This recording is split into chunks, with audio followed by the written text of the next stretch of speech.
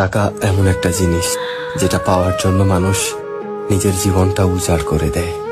মানুষ বলে যে টাকায় সবকিছু হয় না, কিন্তু সত্যি তো এটাই যে বর্তমানে টাকা ছাড়া মানুষের কোনো অস্তিত্ব নেই।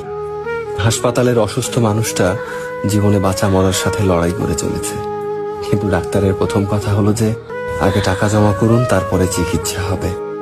স্কুলে পড়লে টাকা, কলেজে শিক্ষা নিতে গেলেও টাকা, আর চাকরিতে সম্মান টাকার কাছে হার মেনে যায়। কোথাও গেলে টাকাটাই সবার আগে দরকার হয়। টাকা থাকলে মানুষ মানুষকে মানুষ ভাবে। টাকা ছাড়া মানুষটা যতই সৎ সহজ ভালো মানুষ হোক না কেন, সমাজ সে মানুষটাকে অবহেলা করতে শুরু করে।